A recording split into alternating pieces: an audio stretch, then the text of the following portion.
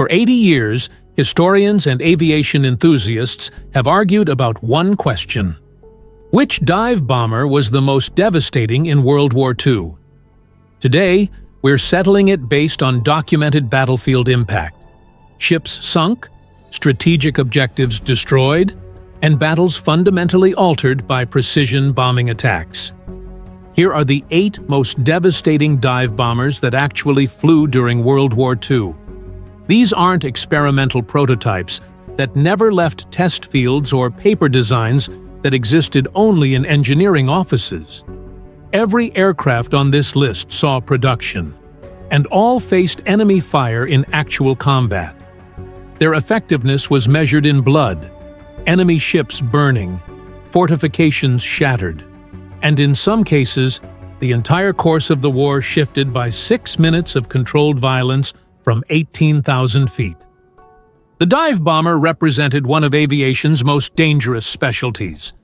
Pilots had to push into near-vertical dives through walls of anti-aircraft fire, release their bombs with pinpoint accuracy, then pull out of the dive before smashing into the ground or ocean. The G-forces were punishing, the flak was murderous, and enemy fighters loved nothing more than catching a dive bomber pulling up from its attack run, slow and vulnerable. Let's count down from number 8 to the dive bomber that proved most devastating in the deadliest conflict in human history. At number 8 is America's Vultee A-31 Vengeance, capable of 279 miles per hour. This aircraft represents the harsh reality that not every warplane becomes legendary, even when it performs competently. The Vengeance was designed in 1940 as a dedicated dive bomber for the British after Dunkirk. It featured a Wright R 2600 Cyclone engine producing 1,600 horsepower, perforated dive brakes, and could carry 2,000 pounds of bombs internally. Over 1,900 were built between 1942 and 1944. The Royal Air Force used them primarily for training, passing operational aircraft to Commonwealth forces. The Royal Australian Air Force flew them successfully in Burma against Japanese targets. But the Vengeance arrived just as fighter bombers like the P-47 Thunderbolt proved they could deliver ordnance accurately while defending themselves against enemy fighters. The specialized dive bomber was becoming obsolete. American forces barely used the Vengeance in combat, relegating most to training duties by 1943. The Vengeance's legacy is simple. Timing matters as much as capability. At number 7 is Britain's Blackburn Skua, reaching 225 miles per hour. This aircraft holds a special place in dive bomber history despite its limitations. The Skua was the Royal Navy's first all-metal monoplane fighter bomber, entering service in 1938. It featured a 2-man crew, 4 303 machine guns, and carried a single 500-pound bomb. On April 10, 1940, 16 Skuas from RNAS Hatston attacked the German cruiser Königsberg in Bergen Harbor, Norway. The cruiser had been damaged by Norwegian shore batteries. The Skuas dove through intense anti-aircraft fire and scored 3 direct hits. Königsberg became the first major warship ever sunk by dive bombers in combat, a historic validation of precision dive bombing. But the Skua's 225 miles per hour top speed made it prey for Messerschmitt Bf-109s. Losses were severe when forced to fight German fighters during the Norwegian campaign. By early 1941, the Skua was withdrawn from frontline duties and found a second career as a target tug. The Skua proved dive bombers could sink capital ships with precision, but it also revealed the fatal vulnerability. Magnificent at their specialized task, desperately vulnerable to fighters. Number 6 is the Ferry Barracuda, capable of 235 miles per hour. This ungainly-looking aircraft proved surprisingly effective despite developmental problems that plagued it throughout the war. The Barracuda entered service in 1943 as a replacement for the obsolete Fairey Swordfish biplane. It featured distinctive high-mounted wings, a three-man crew under a long greenhouse canopy, and large Fairey Youngman flaps that could deflect 30 degrees upward to act as dive brakes. These flaps were crucial. They stabilized the aircraft during steep dives and provided crucial control during the heart-stopping moment of pulling out. The Barracuda was designed around the powerful Rolls-Royce Griffon engine, but production shortages forced the use of the less powerful Merlin instead. This left the aircraft chronically underpowered for its size and weight. Worse, the hydraulic system leaked ether-laced fluid into the cockpit, causing pilots to experience drowsiness, dizziness, and nausea during extended missions. Hardly ideal when you're diving toward a target through anti-aircraft fire. Despite these flaws, the Barracuda achieved notable success. Its primary mission became attacking the German battleship Tirpitz, hiding in Norwegian fjords, where its mere existence tied down significant British naval resources. On April 3, 1944, 42 Barracudas from HMS Victorious and HMS Furious conducted Operation Tungsten, attacking Tirpitz with 1,600-pound armor-piercing bombs. They scored multiple direct hits, killing 122 German sailors and putting the battleship out of action for 3 months. The Barracuda conducted multiple strikes against Tirpitz throughout 1944, each time facing massive anti-aircraft fire from the ship and shore batteries. These were some of the most heavily defended targets in the European theater, and Barracuda crews pressed home their attacks with remarkable courage despite the aircraft's limitations. Before we get to the top 5 most devastating dive bombers, I'd love to know where you're watching from and which of these aircraft you think deserves the #1 spot. Drop a comment below and let me know if you'd heard about the Blackburn Skua sinking the Königsberg. And if you're enjoying this deep dive into World War II aviation, hit that subscribe button so you don't miss the next one. Number 5 is America's Curtiss SB-2C Helldiver, reaching 295 miles per hour and earning the nickname Son of a Bitch Second Class from the pilots who flew it. The Helldiver's development was troubled. The prototype crashed, production aircraft suffered structural failures, and stability problems. The Royal Navy rejected them due to appalling handling characteristics. Even experienced American naval aviators initially refused to trust the aircraft.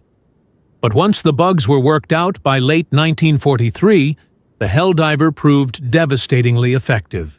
It was larger and more powerful than the Dauntless, carrying 2,000 pounds of bombs internally. It featured perforated dive flaps that reduced tail buffeting and had genuine speed and range. The Helldiver entered combat in November 1943 at Rabaul.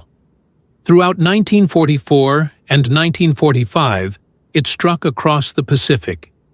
At the Battle of the Philippine Sea in June 1944, Helldivers helped destroy 3 Japanese carriers. At Leyte Gulf in October 1944, they contributed to sinking the super battleship Musashi and multiple carriers. The remarkable statistic, the Helldiver sank more enemy shipping tonnage than any other Allied dive bomber. More than the Dauntless. The Beast proved that raw effectiveness sometimes matters more than popularity. The Helldiver remained in service until 1959, making it the last purpose-built dive bomber ever operated by any military. At number 4 is the Soviet Union's Petlyakov PE-2, capable of 336 miles per hour at altitude. This aircraft is probably the most capable dive bomber on our entire list that virtually nobody outside Russia has heard of. With 11,427 units produced, the PE-2 was the most produced dive bomber of World War II. It was also the 3rd most numerous twin-engine warplane of the entire war. behind only the Junkers Ju-88 and the Wellington. Yet in Western histories, it barely receives mention, a historical injustice, considering its impact on the Eastern Front. The PE-2's origins are as remarkable as its performance. The design team worked in a Soviet gulag, imprisoned on false charges during Stalin's purges. Vladimir Petlyakov and his engineers were designing a high-altitude fighter when Soviet leadership, impressed by reports of German Stuka success, ordered the design converted to a dive bomber. They were given 45 days to complete the conversion. Failure was not an option in Stalin's USSR. The result was extraordinary. The PE-2 could perform level bombing, dive bombing, and reconnaissance missions with equal effectiveness. It was fast enough to outrun many German fighters, particularly at altitude. It carried up to 2,600 pounds of bombs, had a crew of 3 protected by armor, and featured defensive armament of up to 5 machine guns. On the Eastern Front, PE-2s attacked German armor columns, troop concentrations, supply lines, and fortifications. During the Battle of Kursk in July 1943, PE-2 regiments conducted hundreds of sorties daily against German panzer formations. During Operation Bagration in summer 1944, they devastated German defensive positions, enabling the massive Soviet advance that pushed into Poland. Soviet women pilots flew PE-2s in combat. The 587th Bomber Aviation Regiment, commanded by Marina Raskova, operated PE-2s throughout the war. These women faced the same dangers as male crews: anti-aircraft fire, fighter attacks, mechanical failures, and achieved comparable success rates. The PE-2 remained in Soviet service until 1954, with Poland operating them until 1957. It represented the Soviet Union's ability to produce effective, practical combat aircraft in massive quantities, exactly what the Eastern Front demanded.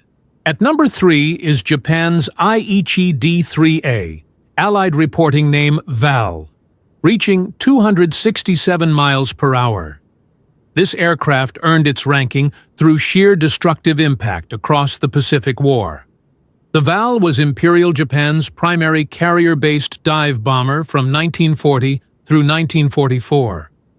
Designed with input from German engineers at Heinkel, it featured an elliptical wing similar to the Spitfires, fixed landing gear with aerodynamic spats, and excellent handling characteristics that made it stable during the critical bombing run. December 7, 1941, Pearl Harbor.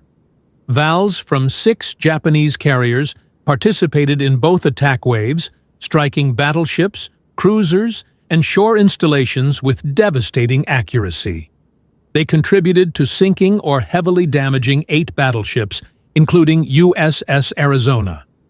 The psychological impact of that attack reverberated worldwide, but the tactical precision was all VAL dive bomber crews. But Pearl Harbor was just the beginning.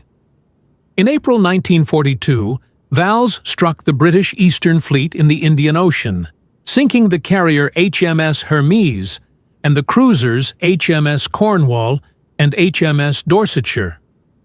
In May 1942, during the Battle of the Coral Sea, VALs severely damaged USS Lexington, contributing to her eventual loss. The first American carrier sunk in the war. The VAL's finest and most tragic hour came at the Battle of Midway in June 1942. VAL dive bombers severely damaged USS Yorktown in 2 separate attacks, demonstrating their accuracy even under intense anti-aircraft fire and fighter opposition. Yorktown survived the VAL attacks, but was later torpedoed by a Japanese submarine, making her a delayed victory for Japanese naval aviation. Throughout 1942 and early 1943, VALs continued striking Allied shipping and installations across the Pacific. They sank more Allied warships than any other Japanese aircraft type. Their crews pressed attacks with a determination that bordered on fanaticism, diving through walls of defensive fire to deliver their bombs with precision. As the war turned against Japan, VALS faced increasingly overwhelming opposition from American fighters like the F-6F Hellcat. By 1944, surviving VALS were increasingly assigned to kamikaze missions, a waste of capable aircraft and experienced crews, but indicative of Japan's desperation.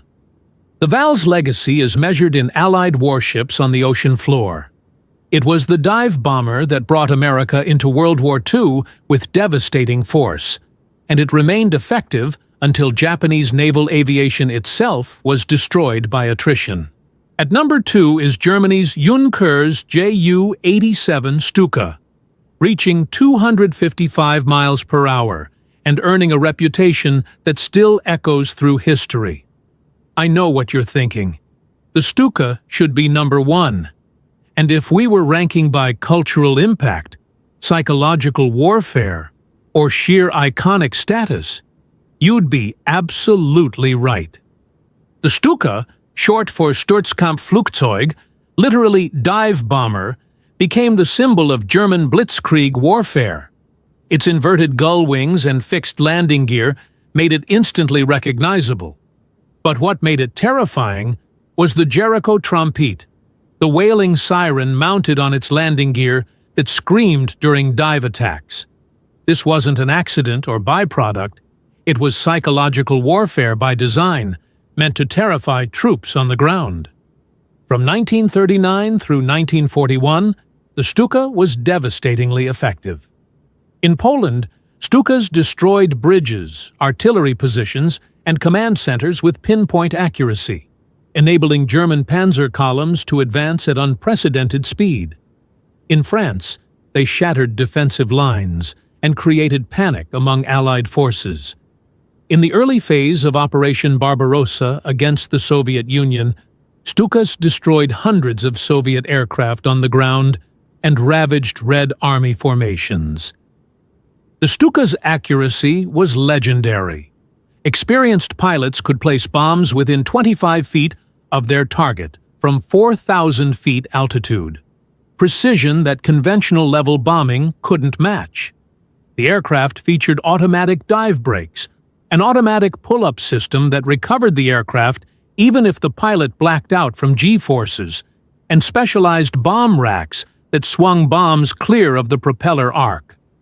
Hans Ulrich Rudel, the most decorated German serviceman of World War II, flew Stukas exclusively. He personally destroyed 519 tanks, 1 battleship, 1 cruiser, and 70 landing craft, plus numerous other targets. Rudel flew 2,530 combat missions, more than any other pilot in history. His success demonstrated what a skilled pilot could achieve in a Stuka. But the Stuka had a fatal flaw: speed, or rather, lack of it. When it faced modern fighter opposition with radar-directed interception, the Stuka became a death trap. During the Battle of Britain in 1940, RAF fighters slaughtered Stuka formations, shooting them down at rates that forced their withdrawal from the campaign.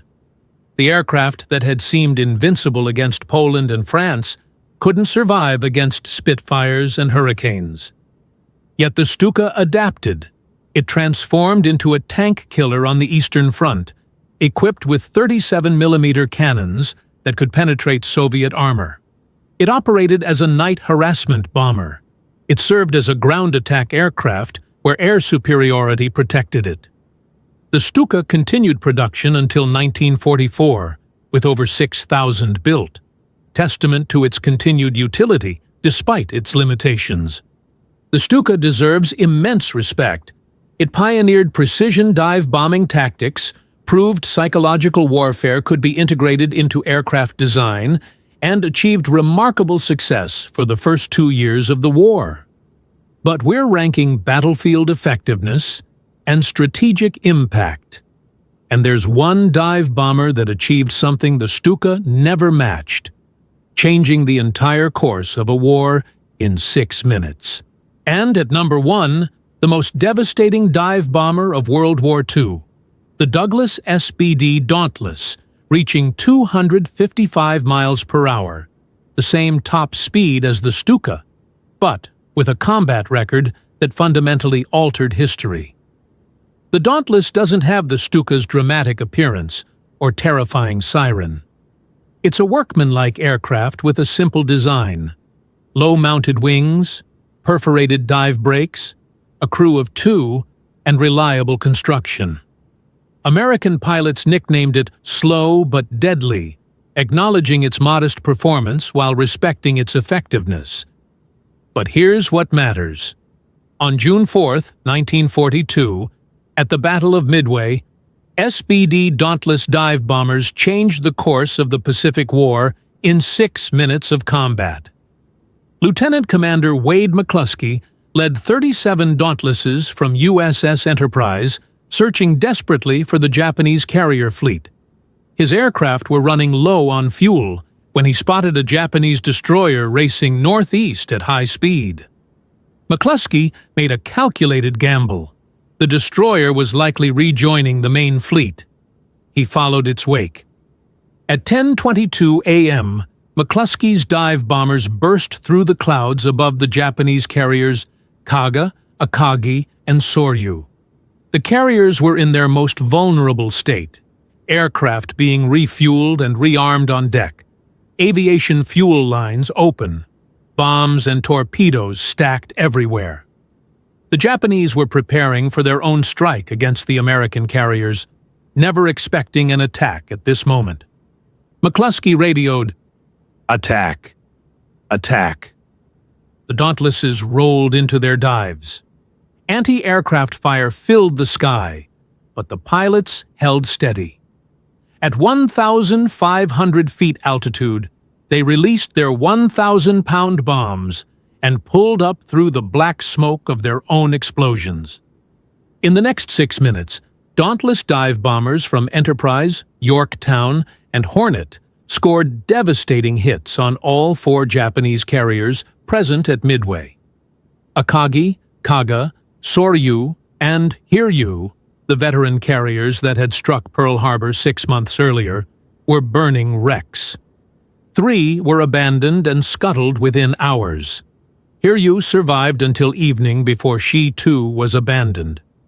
Japan lost 4 fleet carriers, 248 aircraft, and over 3,000 sailors, including many of their most experienced pilots and mechanics. These were capital ships that had taken years to build and train. The United States lost 1 carrier, USS Yorktown, and 145 aircraft. The Battle of Midway shifted the strategic balance in the Pacific permanently. Japan never again possessed the carrier strength to conduct major offensive operations. The United States gained the initiative and never relinquished it. And the weapon that achieved this victory was the SBD Dauntless, flown by pilots who pressed their attacks through hell itself. But Midway wasn't the Dauntless's only achievement. At the Battle of the Coral Sea in May 1942, Dauntlesses damaged the carrier Shokaku so severely it missed Midway entirely. At Guadalcanal throughout late 1942, Dauntlesses operating from Henderson Field and carriers sank numerous Japanese warships attempting to reinforce the island. At the Battle of the Eastern Solomons, Dauntlesses crippled the carrier Ryujo. The statistics are remarkable. The Dauntless sank more enemy shipping than any other Allied aircraft in the Pacific. It sank 6 carriers, 14 cruisers, and 6 destroyers, plus dozens of transport and supply ships. And it achieved this while suffering the lowest loss rate of any U.S. carrier aircraft, a testament to its ruggedness and the skill of its crews. The Dauntless remained in frontline service until 1944, when the larger, more powerful Helldiver replaced it. But many pilots regretted the change, preferring the Dauntless's handling and reliability. The aircraft continued serving in secondary roles until war's end. The SBD Dauntless proved that you don't need psychological weapons dramatic design, or overwhelming speed to be the most effective combat aircraft. You need accuracy, reliability, and crews brave enough to dive through fire to hit their targets.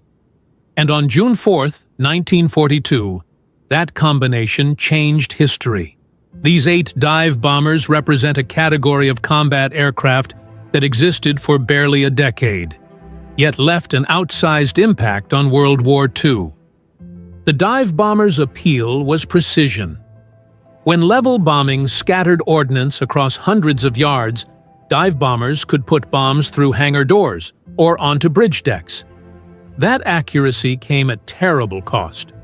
Vulnerability to fighters, concentrated anti-aircraft fire, and G-forces that could black out pilots.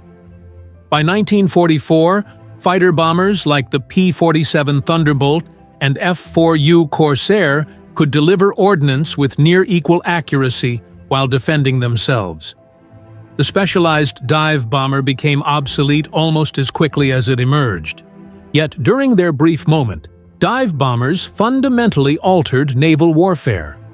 They proved aircraft could sink the largest warships, that carriers were vulnerable to precision attack, and that control of the air meant control of the seas.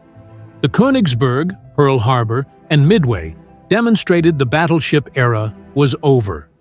The pilots who flew these missions strapped themselves into aircraft that required them to deliberately dive toward concentrated defensive fire, endure crushing G-forces, and pull out with seconds to spare. Many didn't survive. They were young men, most barely 20, who volunteered for one of the war's most dangerous specialties.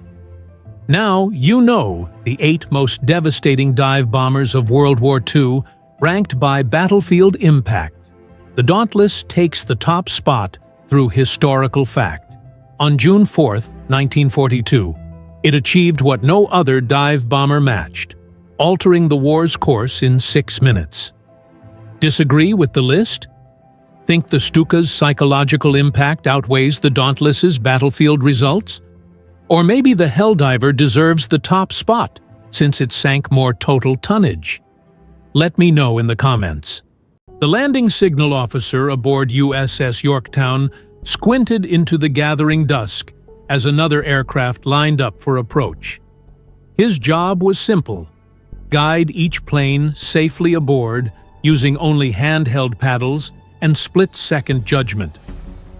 Behind him, the carrier's deck crew waited to grab the incoming fighter and clear it for the next one.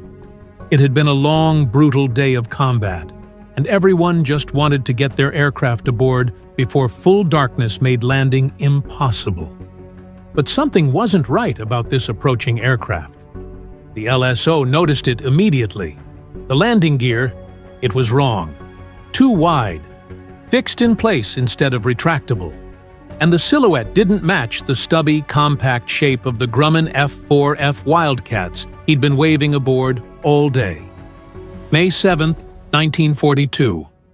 The sun was setting over the Coral Sea, painting the western horizon in brilliant oranges and reds, while darkness spread from the east. The LSO stared at the approaching aircraft, and in the fading light, he finally saw it clearly. The distinctive red circle, the meatball insignia, painted on the fuselage. He was waving in, a Japanese dive bomber. The aircraft was already in the landing pattern, engine throttled down, flaps extended, drifting toward the deck in a perfect textbook approach. The pilot had clearly done this hundreds of times, just not on an American carrier. The LSO frantically waved his paddles in the wave-off signal, abort, abort, go around, and watched in disbelief as the Japanese pilot actually responded to the signal, ramming his throttle forward and pulling away at the last possible second.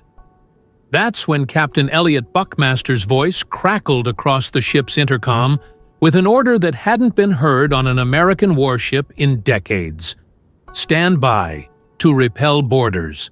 To understand how Japanese pilots nearly landed on an American carrier, you need to understand what made the Battle of the Coral Sea unlike any naval engagement in history. For the first time ever, opposing fleets fought each other without ever coming within sight of each other. The massive battleships and cruisers that had dominated naval warfare for centuries never fired a shot. Instead, aircraft carriers, floating air bases, launched planes that fought battles hundreds of miles away, while their motherships maneuvered blindly across the ocean. The Japanese had one critical disadvantage: no radar. While USS Yorktown and USS Lexington could detect incoming aircraft at considerable distances, the Japanese carriers Zuikaku and Shokaku were operating essentially blind, relying on scout planes and visual spotting to track American forces. When Admiral Takagi launched his strike package that afternoon, dive bombers and torpedo planes sent to attack what he thought was an American cruiser group, the aircraft flew directly into an ambush. American radar had detected them coming. Grumman F-4F Wildcats, launched from the carriers, intercepted the Japanese formation miles away from their intended target. Before we continue, I'd love to know where you're watching from and what you know about the Battle of the Coral Sea. Drop a comment below and let me know if you'd heard this story before. And if you appreciate this level of historical detail, I hope you'll subscribe to the channel. These stories take serious research to get the details right, and knowing you're out there makes it all worthwhile. The sudden appearance of American fighters scattered the carefully organized Japanese attack. Pilots broke formation, jettisoned their bombs and torpedoes to lighten their aircraft for combat maneuvering, and found themselves fighting for survival against an enemy they hadn't expected to encounter. The Japanese pilots who survived the interception faced a terrifying new problem. They were scattered across hundreds of square miles of ocean, their formations broken, their attack mission abandoned, and dusk was falling fast. In 1942, carrier aviation was still in its infancy. Night landings were extraordinarily dangerous, even in perfect conditions. In combat conditions, exhausted after hours of flying, with navigation equipment limited to compass and dead reckoning, finding your carrier in the dark approached the impossible. The pilots turned south, searching desperately for their carriers. Fuel gauges dropped steadily. The western sky still held some light, but darkness was spreading from the east like spilled ink. Then, through the gloom, several pilots spotted what they'd been desperately hoping to find: a flat top. The distinctive shape of an aircraft carrier was unmistakable. The long, flat deck stretching hundreds of feet. The island superstructure rising from the starboard side. Aircraft visible on deck, relief must have flooded through those exhausted pilots. They'd made it. They were home. The pilots began entering the landing pattern, circling the carrier in the established sequence, preparing to land. Some even began signaling with blinker lights, communicating with what they believed were their own landing officers. Nobody aboard that carrier was Japanese. Bill Sergey, an aviation mechanic with VF-42 aboard Yorktown, watched the strange scene unfold from the deck. The Combat Air Patrol, American F-4F Wildcats, were expected back any minute. But these aircraft joining the landing pattern were different. There was light in the western skies, and it was dark to the east, Sergey would later recall. A group of aircraft circled the task force, sending blinker light signals that we did not recognize. This group of aircraft joined our landing pattern. The blinker lights were the first clue something was wrong. The signals didn't match American procedures. But in the chaos and exhaustion of the day's combat, with dozens of aircraft from multiple carriers operating in the same area, confusion wasn't unusual. Lieutenant Junior Grade Elbert McCuskey, a VF-42 pilot trying to find his own carrier in the gathering darkness, later described the scene. Everything was in a mess, with the Japanese planes and the American planes and the carriers all over the place. I couldn't find my carrier, so I landed on another. I saw 3 Japanese planes circling with us and thought they were part of a group from another carrier. McCuskey had actually landed aboard Yorktown and was in the ready room before someone realized those 3 aircraft circling overhead were Japanese. The first Japanese bomber began its final approach. The landing signal officer prepared to guide it aboard, paddles raised, watching the aircraft drift closer. That's when he saw the landing gear configuration. Too wide. Fixed. Wrong aircraft type. And then he saw the red circle on the fuselage. The Japanese pilot must have realized his mistake at almost the same instant the American LSO did. Perhaps he saw American aircraft markings on the deck. Perhaps the LSO's frantic wave-off signal looked different from Japanese procedures. Perhaps he simply caught a glimpse of American sailors staring up at him in shocked disbelief. Whatever triggered the realization, the pilot's reaction was immediate and instinctive. His engine, already throttled down to landing power, suddenly roared back to full thrust. The aircraft, mere seconds from touching down on Yorktown's deck, banked hard and pulled away. Behind him, the other Japanese pilots in the pattern saw their leader abort and followed suit, throttles slamming forward, aircraft banking away from the carrier. Captain Buckmaster's voice boomed across the ship's intercom, "Stand by! To repel boarders!" It was an order from the Age of Sail, the command given when enemy ships pulled alongside and sailors prepared to fight with cutlasses and pistols. Nobody aboard Yorktown had expected to hear those words in a modern carrier battle. But as that Japanese dive bomber screamed past the port side, its red circle insignia clearly visible in the fading light, every gunner aboard Yorktown understood exactly what "repel boarders" meant. Every gun on the ship opened fire.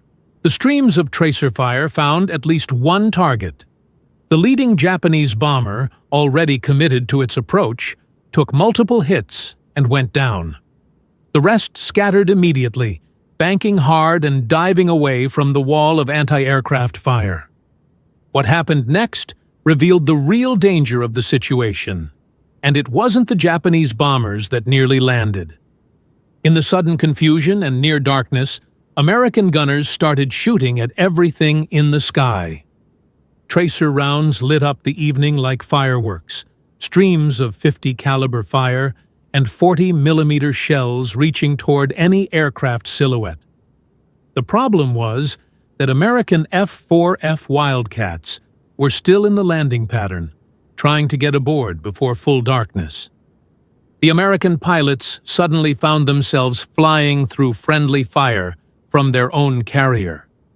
Ensign William Barnes managed to land despite his oil cooler being shot up by Yorktown's guns. According to witnesses, he climbed out of his cockpit, ready to fight the deck handlers, demanding to know why they were shooting at him. The chaos was complete. Japanese bombers fleeing through streams of anti-aircraft fire. American fighters trying desperately to land while their own ship shot at them. Gunners unable to distinguish friend from foe in the gathering darkness. Bill Sergey described the scene. It was like fireworks, with tracers going into any aircraft that went by. I guess they got the idea we were not theirs. It was unusual to say the least, and we were on edge. Somehow, through the wall of anti-aircraft fire, most of the Japanese pilots escaped. They scattered into the darkness, throttles wide open, banking and jinking to throw off the gunner's aim. The bombers that had nearly landed moments earlier disappeared into the night, heading south toward where they hoped their carriers would be waiting. Behind them, Yorktown gradually sorted out the chaos. American fighters were finally waved aboard, though deck handlers approached each aircraft with weapons drawn until they confirmed American markings. The last of the combat air patrol landed with their aircraft showing various degrees of damage. Some from Japanese fighters encountered earlier, others from their own carriers' guns. The surviving Japanese pilots who escaped Yorktown's guns faced a desperate flight back to their own carriers. Already low on fuel after hours of flying, they now had to find their ships in complete darkness, with no navigation aids beyond their compasses. Of the approximately 27 Japanese aircraft that had launched that morning for what should have been a straightforward attack on American cruisers, the losses were catastrophic. American fighters had shot down 9 during the initial interception. At least one more was destroyed by Yorktown's guns during the landing attempt. Then came the nightmare of night recovery. Multiple aircraft crashed into the ocean while attempting to land on their own carriers in complete darkness. Sources conflict on the exact numbers. Some records indicate only 4 aircraft successfully recovered. Others suggest as many as 18 made it back. But all agree the mission was a disaster. More than half the strike force was lost. The incident lasted perhaps 10 minutes from the moment the LSO first noticed something wrong until the last Japanese bomber disappeared into darkness. But those 10 minutes revealed something crucial about the new type of warfare being fought in the Pacific. Carrier aviation was still so new, and the distinction between friend and foe so difficult to determine in poor visibility, that even experienced pilots on both sides could become confused about whose carrier they were approaching. The Japanese pilots weren't incompetent. They were exhausted after hours of flying, combat, and navigation in deteriorating weather. They had found exactly what they were looking for: a carrier, and their training took over. Enter the pattern. Signal for landing. Follow the LSO's instructions. The American pilots were equally confused. Lieutenant McCuskey actually landed on Yorktown, thinking the Japanese planes were from another American carrier. In the chaos of the first carrier versus carrier battle in history, with aircraft from multiple ships operating in the same area, nobody was entirely sure who was who. The only reason the incident didn't end in disaster, Japanese bombers successfully landing on an American carrier, was that one landing signal officer noticed the wrong landing gear configuration and frantically waved off an aircraft that was seconds from touching down. The near landing exposed several factors that made such confusion possible. First, aircraft silhouettes in poor light looked remarkably similar. Both American and Japanese carriers operated single-engine dive bombers with similar profiles. At dusk, with limited visibility, a Japanese Aichi D-3A Val could easily be mistaken for an American Douglas SBD Dauntless. Second, landing patterns followed similar procedures in both navies. Circle the carrier at designated altitude, wait for signal from LSO, follow instructions for approach. The Japanese pilots were following textbook procedures, just on the wrong carrier. Third, the chaos of the day's combat had scattered aircraft from multiple carriers across hundreds of miles of ocean. American pilots were landing on any friendly carrier they could find. The Japanese pilots were simply trying to do the same thing. They just miscalculated which carriers were friendly. And fourth, dusk created a perfect window of confusion. Enough light remained to spot the carrier's silhouette and attempt landing, but not enough to clearly distinguish markings or identify aircraft types until they were dangerously close. The incident demonstrated both the incredible complexity of carrier operations and how easily that complexity could lead to catastrophic mistakes.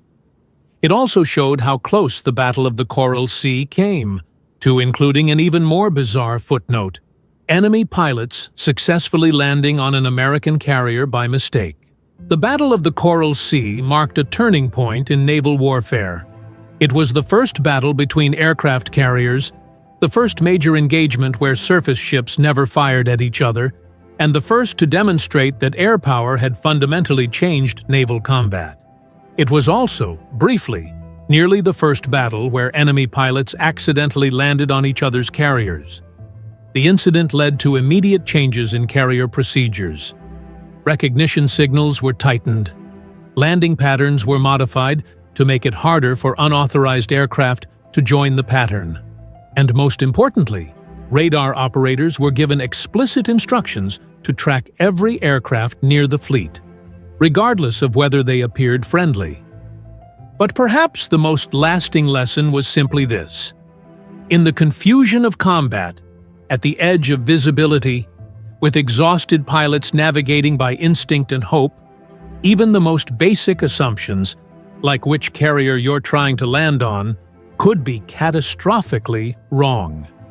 The Japanese pilots who nearly landed on Yorktown that evening escaped into the darkness. Some made it back to their carriers. Others ran out of fuel and vanished into the Pacific. But for those few minutes when they circled an American carrier in the gathering dusk, signaling for permission to land, they came within seconds of making history in the strangest possible way. The landing signal officer who waved them off never learned the identity of the pilot he nearly guided aboard. But somewhere in the darkness of May 7, 1942, a Japanese aviator realized his mistake just in time, slammed his throttle forward, and flew away from what would have been the most embarrassing landing of his career, assuming he survived it.